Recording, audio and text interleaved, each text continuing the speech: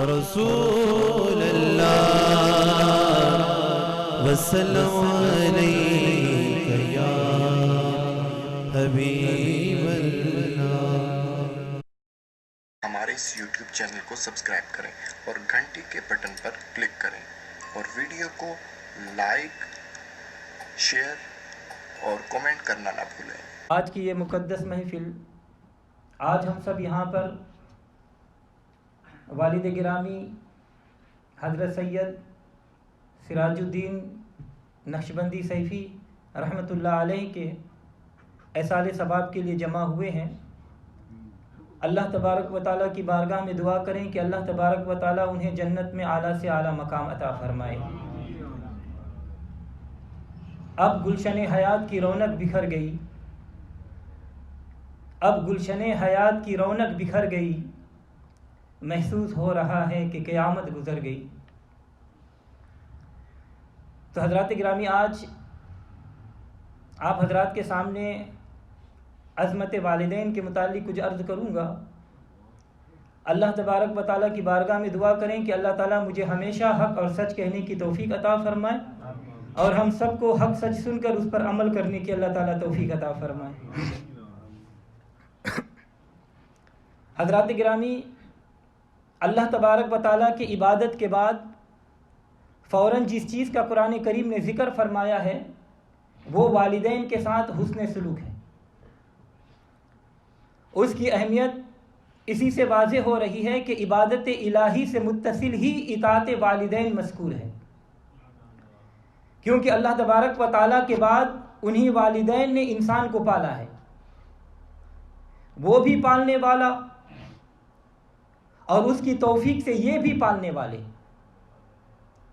اللہ تبارک و تعالیٰ نے قرآن پاک میں ارشاد فرمایا، الحمدللہ رب العالمین، میں رب ہوں، اور والدین کے لیے فرمایا کما ربیانی صغیرہ، یہ دونوں بھی تمہارے رب ہے۔ اب میں نے تجھے پالا ہے اس لیے تو میری عبادت کر، انہوں نے بھی تجھے پالا ہے تو ان کی عبادت تو جائز نہیں، کیونکہ تم نے کلمہ میں اقرار کر لیا ہے لا الہ الا اللہ، اللہ کے سوا کوئی عبادت کے لائق نہیں، اور تیرا میرے ساتھ وعدہ بھی ہے وَلَا يُشْرِكْ بِعِبَادِهِ رَبِّهِ أَحَدٌ، تو میری عبادت میں کسی کو شریک نہیں کرے گا، لہٰذا ان کی عبادت نہیں ہو سکتی۔ ہاں، یہ حکم ہے کہ عبادت میری کر اور اطاعت حسن سلوک ان کی کر۔ چنانچہ فرمایا وَقَضَىٰ رَبُّكَ أَلَّا تَعْبُدُوا إِلَّا إِيَّاهُ وَبِالْوَالِدَيْنِ إِحْسَانًا، اور حکم فرمایا کہ تیرے رب نے یہ کہ صرف اسی کی عبادت کر اور والدین سے احسان کر۔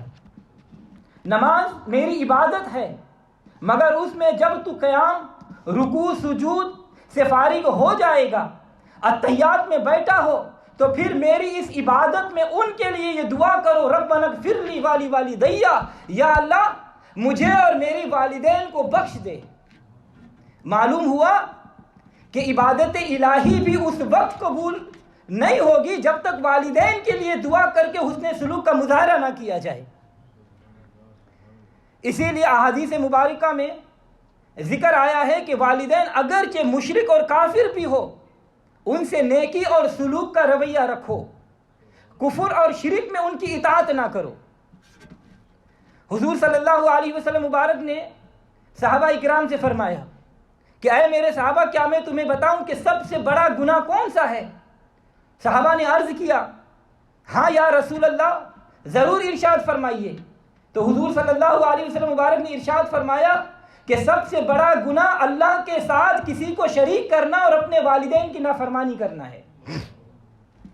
حضرت عبداللہ ابن عمر رضی اللہ تعالیٰ عنہ سے روایت ہے کہ نبی پاک صلی اللہ علیہ وسلم نے ارشاد فرمایا کہ سب سے بڑا گناہ یہ ہے کہ انسان اپنے ماں باپ پر لعنت بھیجے۔ صحابہ نے عرض کیا یا رسول اللہ صلی اللہ علیہ وسلم، یہ کیسے ہو سکتا ہے کہ کوئی اپنے والدین پر لعنت بھیجے؟ تو حضور صلی اللہ علیہ وسلم مبارک نے ارشاد فرمایا کہ ایک شخص کسی کے باپ کو گالی دیتا ہے تو وہ شخص اس کے جواب میں گالی دینے والے کے ماں باپ کو گالیاں دیتا ہے، تو گویا اس نے خود ہی اپنے والدین کو گالی دی۔ اور حضرت ابی ربیع رضی اللہ تعالیٰ عنہ فرماتے ہیں کہ ایک مرتبہ میں حضور صلی اللہ علیہ وسلم کی بارگاہ میں حاضر تھا.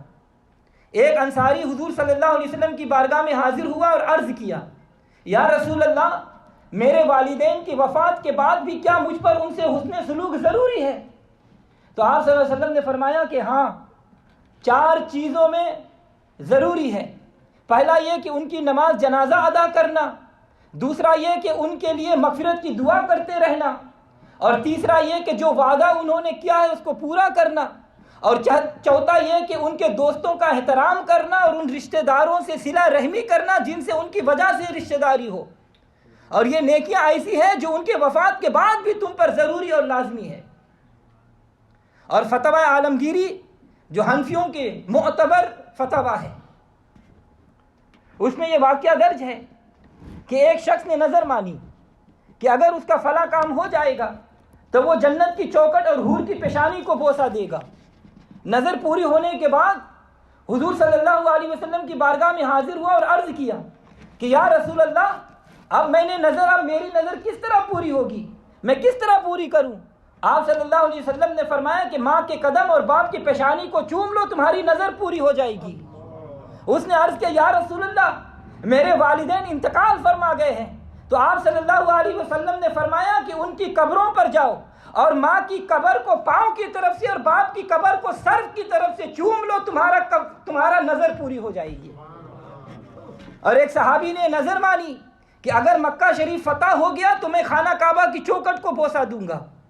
جب مکہ شریف فتح ہوا تو وہ بارگاہ رسالت میں حاضر ہوا اور عرض کیا یا رسول اللہ میں نے نظر مانی تھی کہ اب میرے لیے اجازت ہے کہ میں کعبۃ اللہ کی چوکھٹ کو چوم لوں. حضور صلی اللہ علیہ وسلم مبارک نے فرمایا کہ کیا تیری ماں حیات ہے؟ انہوں نے عرض کیا یا رسول اللہ ہاں میری ماں بحیات ہے. آپ نے فرمایا کہ گھر جاؤ اور اپنی ماں کے دونوں قدم کو چوم لو. اور ایک صحابی حضور صلی اللہ علیہ وسلم کی بارگاہ میں حاضر ہوا اور عرض کیا یا رسول اللہ صلی اللہ علیہ وسلم میں جہاد کرنے کے لیے آیا ہوں اور مشورہ کرنے کے لیے آیا ہوں. تو آپ صلی اللہ علیہ وسلم نے مبارک نے ارشاد فرمایا کہ تیری ماں موجود ہے؟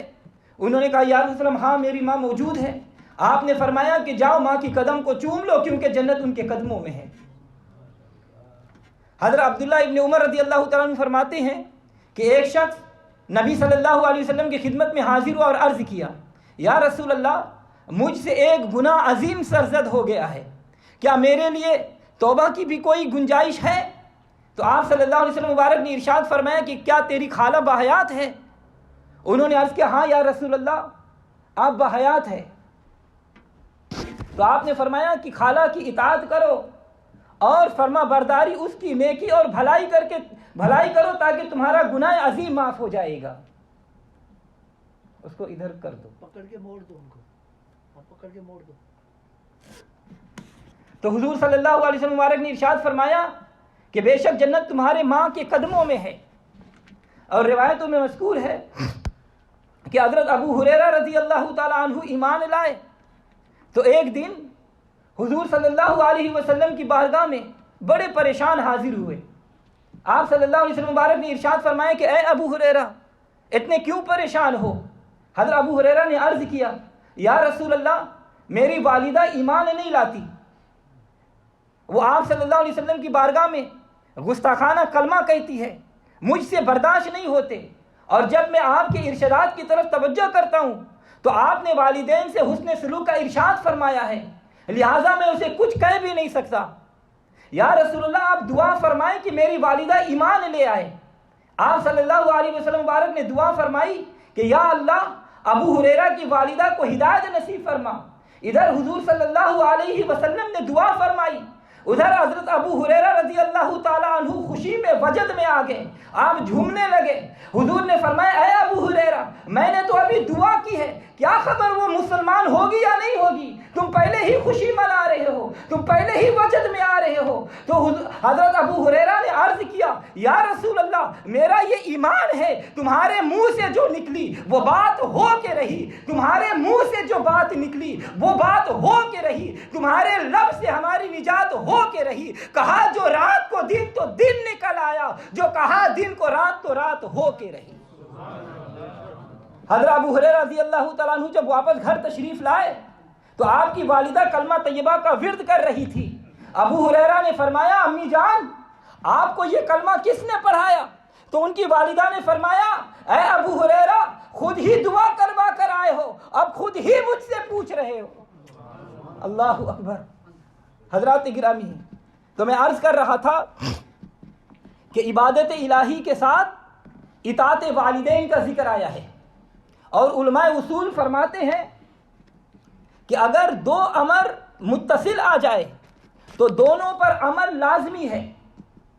اگر ایک پر عمل کیا اور دوسرا چھوڑ دیا تو ایک بھی مقبول نہیں ہوگا. جیسے اللہ تعالیٰ ارشاد فرماتا ہے اقیموا الصلاۃ وآتوا الزکوٰۃ، نماز قائم کرو اور زکوٰۃ ادا کرو. اب اگر کوئی شخص نماز ادا کرتا ہے لیکن زکوٰۃ نہیں ادا کرتا تو نماز بھی قبول نہیں ہوگی. اور اسی طرح اگر کوئی شخص زکوٰۃ ادا کرتا ہے نماز نہیں پڑھتا تو زکوٰۃ بھی قبول نہیں ہوگی. دونوں احکام پر عمل کرنا یہ ضروری ہے ورنہ کام نہیں چلے گا. اسی طرح تلاوت کردہ آیت کریمہ میں دو امر متصل ہے، ایک عبادت خداوندی اور دوسرا والدین سے حسن سلوک. لہٰذا بغیر عبادت کے یہ احسان بیکار اور بغیر اس احسان کے عبادت بیکار ہے. اگر عبادت کے ساتھ ساتھ والدین سے حسن سلوک بھی ہوگا تو عبادت بارگاہ خداوندی میں قبول ہوگی. احادیث مبارکہ میں ہے کہ اگر کوئی نوافل ادا کرتے ہیں اور بوڑھے والدین آواز دے تو پہلے ان کی آواز پر لبیک کہو پھر نفل ادا کرو. حضور صلی اللہ علیہ وسلم مبارک نے ارشاد فرمایا، الحاوی الفتاوی میں یہ موجود ہے، حضور صلی اللہ علیہ وسلم نے فرمایا کہ اگر میرے والدین زندہ ہوتے یا ان میں سے ایک اور میں عشاء کی نماز میں مشغول ہوتا اور اس میں سورہ فاتحہ کی تلاوت کر رہا ہوتا اور میری ماں مجھے آواز دے کر بلاتی یا محمد، میں پہلے اس کی آواز پر لبیک کہتا ہوا حاضر ہو جاتا. توجہ چاہوں گا نماز کسی عام انسان کی نہیں، کسی ولی، غوث، قطب، صحابی، تابعی کی نہیں، کسی عام پیغمبر کی نہیں، امام الانبیاء کی نماز ہو اور پھر نماز میں وہ سورت پڑھی جا رہی ہو کہ جس کے بغیر نماز اولیٰ نہیں ہوتی. حضور نے فرمایا، بخاری شریف کی حدیث ہے کہ اس کی نماز کامل ادا نہیں ہوتی جو سورہ فاتحہ نہ پڑھے. امام الانبیاء حضور صلی اللہ علیہ وسلم کی نماز ہو، سورہ فاتحہ کی تلاوت جاری ہو اور ماں آواز دے اے محمد، فرمایا میں نماز کو چھوڑ دوں گا، نفل نہیں فرض عشاء کی نماز چھوڑ کر پہلے اپنی ماں کی آواز پر لبیک کہوں گا پھر رب کی نماز ادا کروں گا.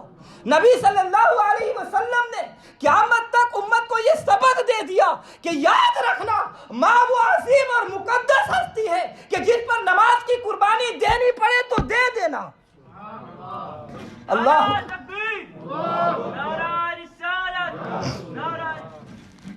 حضرات گرامی، حضرت امام حسن رضی اللہ تعالیٰ عنہ ساری زندگی اپنی والدہ ماجدہ سیدہ فاطمہ رضی اللہ تعالیٰ عنہ کے ساتھ کبھی کھانا نہیں کھایا. خاتون جنت سیدہ فاطمہ رضی اللہ تعالیٰ عنہ نے پوچھا، بیٹا میری تمنا ہے کہ تو میرے ساتھ کھانا کھائے مگر تو نے کبھی میرے ساتھ کھانا نہیں کھایا، اس کی کیا سبب ہے، کیا وجہ ہے؟ فاطمہ کے نور نظر نے جواب دیا، امی جان کہیں ایسا نہ ہو کہ میں آپ سے پہلے لقمہ اٹھا لوں اور بے ادبوں سے شامل نہ ہو جاؤں. حضرات گرامی، امام حسن کون ہے جنہیں نبی نے فرمایا ان ابنی ھذا سید، میرا یہ بیٹا سردار ہے، میرا یہ بیٹا سید ہے. امام حسن کون ہے؟ سید الشباب اہل جنہ، نوجوان جنت کے جنتیوں کے سردار ہے، مگر لقمہ ماں سے پہلے نہیں اٹھا سکے کہ کہیں بے ادبوں میں سے نہ ہو جاؤں. اللہ اکبر. اور سلطان العارفین حضرت بایزید بستامی رحمۃ اللہ علیہ فرماتے ہیں کہ سردیوں کی طویل رات تھی، سردیوں کی لمبی رات تھی، بہت زیادہ سردی تھا. آدھی رات کے وقت میری والدہ نے آواز دی، بایزید بایزید بستامی فرماتے میں نے عرض کیا امی جان میں حاضر ہوں. والدہ نے فرمایا کہ بیٹا مجھے پیاس لگی ہے, مجھے پانی دو. بایزید بستامی فرماتے ہیں میں فوراً گیا, پانی لے کر حاضر ہوا. جب میں واپس آیا تو میری والدہ سو چکی تھی. میں پانی لے کر کھڑا رہا. فجر کی اذان کی آواز آئی. والدہ نے آنکھیں کھولی تو مجھے کھڑا ہوا دیکھ کر فرمایا بایزید تم کیوں کھڑے ہو؟ بایزید نے عرض کیا امی جان پانی لے کر حاضر ہوا ہوں آپ کو دوبارہ, تاکہ آپ کو دوبارہ مانگنا نہ پڑے اور آواز دینی نہ پڑے. ماں کی آنکھوں میں آنسو آ گئے, دریائے شفقت جوش میں آ گیا. بارگاہ خدا بندی میں عرض کیا اے میرے مولا میرے نور نظر کو درجہ ولایت سے سرفراز فرما. بایزید بستامی فرماتے ہیں کہ جو مرتبہ مجھے شب بھر کی عبادت اور دن بھر کے مجاہدات سے کئی سال میں میسر نہیں ہوا, وہ ماں کی ایک دعا سے مجھے مل گیا. تو حضرات گرامی, بزرگان دین نے ایک واقعہ بہت سی کتابوں میں لکھا ہوا ہے کہ ایک ماں نے بڑے پیار سے اپنے بیٹے کی شادی کی اور دلہن کو گھر لے آیا. دن رات اس دلہن کو پھولوں کی طرح رکھا اور اس کی خدمت کی. کچھ دن گزرنے کے بعد اس دلہن نے شوہر سے کہا یا مکان علیحدہ کر لو یا ماں کو نکال دو. شوہر نے پوچھا کیوں, کیا وجہ ہے؟ کہا بس میں نے آج, مجھے کسی بات پر ماں نے مجھے ٹوک دیا ہے اور میں اپنی بے عزتی برداشت نہیں کر سکتی. بیٹا کو غصہ آ گیا اور ماں کو برا بھلا کہا اور گھر سے نکل جانے کی دھمکی دی. ماں نے بڑے پیار سے بیٹے سے سوال کیا بیٹا آخر میرا قصور کیا ہے؟ بیٹے نے کہا کہ بس آپ اپنی زبان بند رکھا کریں, آپ کو کوئی حق نہیں پہنچتا کہ آپ میری بیوی کے خلاف کوئی بات کریں. ماں نے کہا بیٹا میں نے تو ایسی کوئی بات نہیں کی سوائے اس کے کہ ایک چھوٹی سی بات پر میں نے اسے ٹوک دیا, مگر بیٹا نے آپ سے سخت کلام کیا.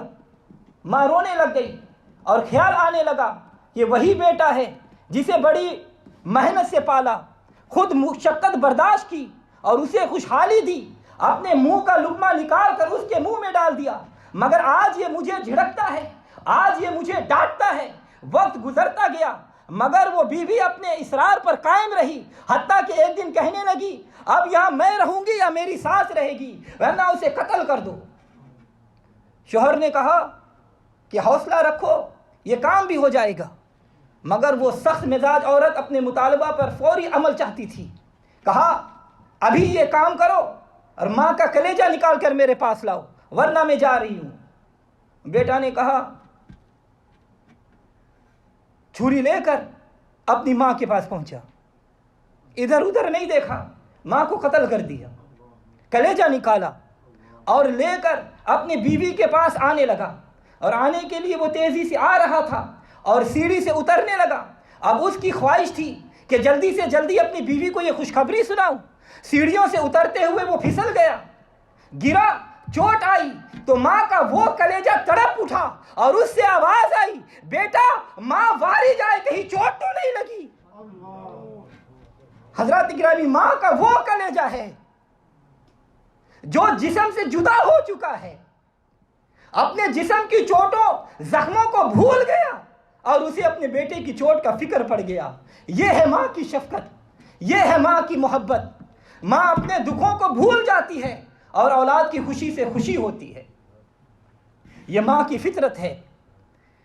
انسان ہی نہیں جانور بھی اپنے بچے سے اسی طرح محبت کرتے ہیں, مگر اولاد اگر والدین سے منہ موڑے اور ماں بہن اور بیوی میں تمیز نہ کرے تو اس میں اور جانور میں کیا فرق ہے؟ حضرات گرامی توجہ چاہوں گا, چٹیل میدان ہے جس میں چھوٹے چھوٹے کنکریاں ہیں, تہجد کا وقت ہے, 61 ہجری ہے, جمعہ کا دن ہے. ایک 18 سال کا خوبصورت نوجوان میدان کے درمیان میں اذان دینے کے لیے کھڑا ہے. جانتے ہو یہ کون ہے؟ یہ شبیہ مصطفیٰ شہزادہ حسین ہے, اہل بیت اور سادات خاندان کا چمکتا ہوا چاند ہے.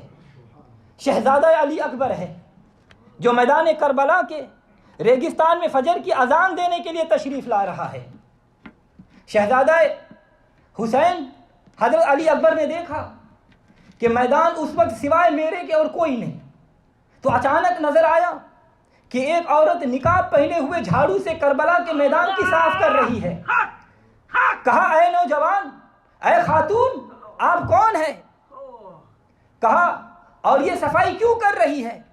تو آواز آئی، اے میرے بیٹا میں نبی کی شہزادی ہوں، علی کی زوجہ ہوں، حسین کی ماں فاطمہ ہوں، میدان کربلا کی صفائی اس لیے کر رہی ہوں۔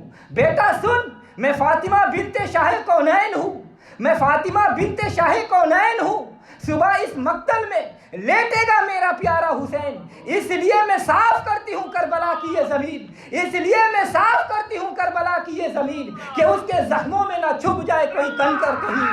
بیٹا میں ماں ہوں، اپنے بیٹے کے لیے میدان صاف کرتی ہوں، اس کا جسم پر پہلے ہی تلواروں، تیروں اور برچوں اور بھالوں سے بے شمار زخم لگے ہوں گے، کہیں ان زخموں میں کربلا کے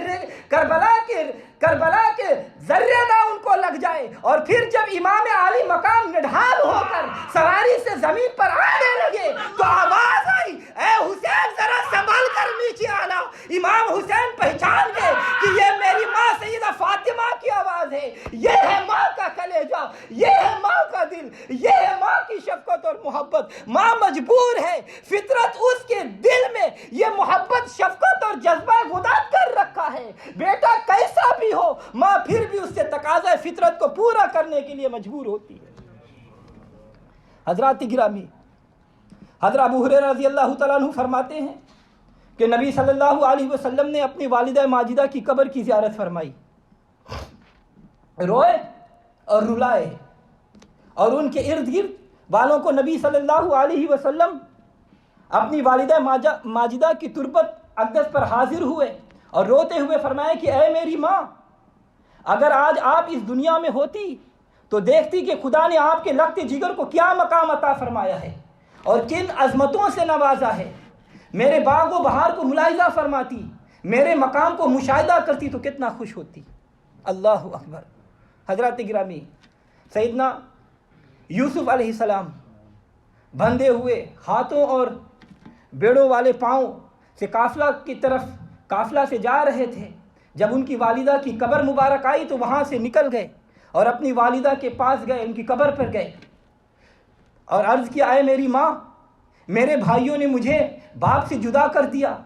اے ماں، اگر تو آج مجھے دیکھتی تو بہت روتی، اور اگر وہ تجھے اس وقت دیکھتی جب میرے بھائیوں نے میرا قمیض اتار کر مجھے برہنہ کیا اور مجھے رسی سے باندھ کر اندھیرے کنویں میں ڈالا اور اوپر سے مجھ پر تیر برسائے، پھر سخت گرمی میں مجھے پیدل چلایا اور مجھے قیدیوں کی طرح اونٹوں پر سوار کیا۔ اے میری ماں، تو نے مجھے قرآن کی لوریاں دے کر سلایا، قرآنیاں دے کر پالا۔ تیری آگوش میرے لیے جنت کی بہار اور تیری چادر میرے لیے رحمت کا سایہ تھی، لیکن آج میں قیدی بن کر مصر جا رہا ہوں۔ خدا جانے پھر تیری قبر پر آنا نصیب ہو یا نہ ہو۔ میری ماں، میں نے جو کہا ہے، اگر مجھ سے کوئی غلطی ہو گئی تو اس کو معاف کر دینا۔ بیٹی کی یہ درد بھری آواز سن کر اور سوز سے بھرپور نالا و بقا سن کر ماں کی قبر تھر تھرا اٹھی۔ قبر مبارک سے آواز آئی، اے میرے بیٹے یوسف، میری آنکھوں کی ٹھنڈک، میرے لخت جگر اور میرے گلستان قلب کے پھول، صبر کے دامن کو ہاتھ سے نہ چھوڑنا اور ہر مصیبت کو حوصلہ سے برداشت کرنا۔ اللہ تعالیٰ تمہیں اجر و ثواب عطا فرمائے گا۔ میں جانتی ہوں کہ تو قید بن کر جا رہا ہے، تیرے گلے میں تو ہاتھوں میں بیڑیاں اور پاؤں میں لوہے کی زنجیریں ہیں، لیکن بیٹا فکر نہ کرنا، تیری ماں کی دعا تیری ساتھ ہے، اور جب تیری ماں کی دعا تیری ساتھ ہے تو تجھے فکر کرنے کی کوئی ضرورت نہیں۔ تو حضرات گرامی، یہ ہے ماں کی شفقت اور محبت، اور بچے سے حقیقی مودت کرنا یہ ماں کا فطرتی حق ہے۔ اور روایتوں میں ہے کہ حضرت سیدنا موسیٰ علیہ السلام آپ کوہ طور پر جانے لگے تو ماں نے فرمایا کہ بیٹا، اگر مجھے تیری ضرورت پڑی تو میں کیا کروں گی؟ موسیٰ علیہ السلام نے عرض کیا، امی جان، اگر میری ضرورت پڑی تو پہاڑ کی طرف دیکھ لینا، میں نظر آؤں گا۔ کوہ طور پر جا کر بارگاہ خداوندی میں عرض کیا، یا اللہ، میں تیرا جمال دیکھنا چاہتا ہوں۔ جواب آیا، پہاڑ کی طرف دیکھو۔ موسیٰ علیہ السلام نے کہا، یا اللہ، یہ کیا؟ میں تجھے دیکھنا چاہتا ہوں اور تو مجھے پہاڑ دکھا رہا ہے۔ اللہ تعالیٰ کی بارگاہ سے آواز آئی کہ اے موسیٰ، ماں کو کیا کہہ کر آئے ہو؟ اللہ اکبر۔ تو حضرات گرامی، اگر ماں خوش ہو کر بچے کے لیے دعا کر دے تو تقدیر بدل جاتی ہے۔ اور امام بخاری رحمۃ اللہ علیہ آپ نابینا ہو گئے، ماں نے دعا کی، اللہ نے آنکھیں عطا فرما دی، اور حضرت اویس کرنی رضی اللہ تعالیٰ عنہ نے بغیر اجازت ماں کے نبی صلی اللہ علیہ وسلم کی زیارت نہ کی، اور درجہ صحابیت پر ماں کی خدمت کو فوقیت دی۔ بوڑھے ماں باپ کو حقارت کی نظر سے دیکھنے والوں، تمہیں رزق ان بوڑھوں کے صدقے سے ملتا ہے، تمہاری مصیبتیں ان کی دعائیں سے دور ہو جاتی ہے، اور ان کی بد دعا جہنم کا ایندھن بنا دیتی ہے، بچو ان کی بد دعا سے۔ حضرت ابو درداء رضی اللہ تعالیٰ عنہ فرماتے ہیں کہ ایک آدمی بارگاہ رسالت میں حاضر ہوا اور عرض کیا، یا رسول اللہ، میری والدہ کہتی ہے کہ اپنی بیوی کو طلاق دے دو۔ نبی صلی اللہ علیہ وسلم مبارک نے ارشاد فرمایا کہ والدین جنت کا بہترین اور اعلیٰ دروازہ ہے، اگر تو چاہے تو یہ دروازہ رکھ کر ان کی حفاظت کر۔ اللہ اکبر۔ حضرت عبداللہ ابن عمر رضی اللہ تعالیٰ عنہ فرماتے ہیں کہ رب کی رضا باپ کی رضا میں ہے۔ حضرت ابو ہریرہ رضی اللہ تعالیٰ عنہ فرماتے ہیں کہ نبی صلی اللہ علیہ وسلم نے فرمایا کہ 3 دعائیں ہمیشہ مستجاب ہوتی ہے: مظلوم کی دعا، مسافر کی دعا، اور بیٹے کے حق میں باپ کی دعا۔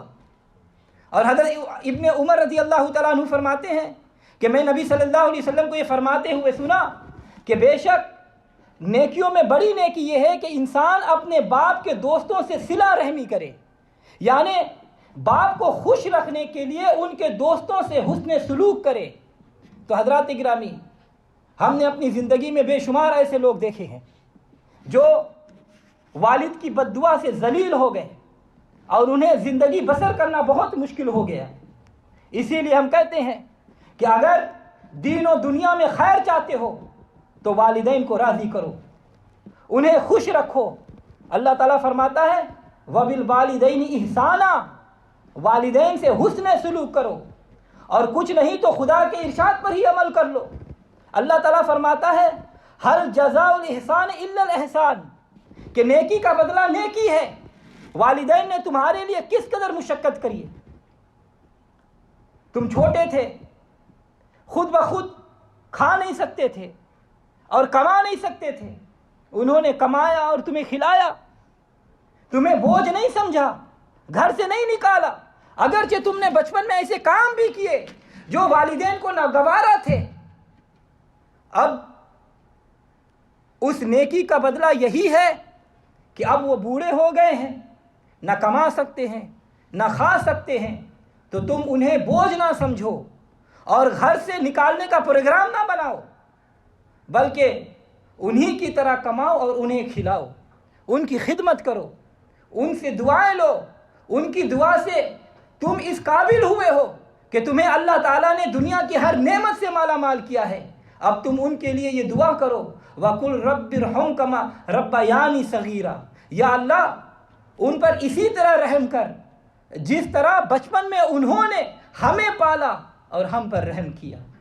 اللہ تبارک و تعالیٰ کی بارگاہ میں دعا ہے کہ والدین کی خدمت کرنے کی اللہ تعالیٰ ہم سب کو توفیق عطا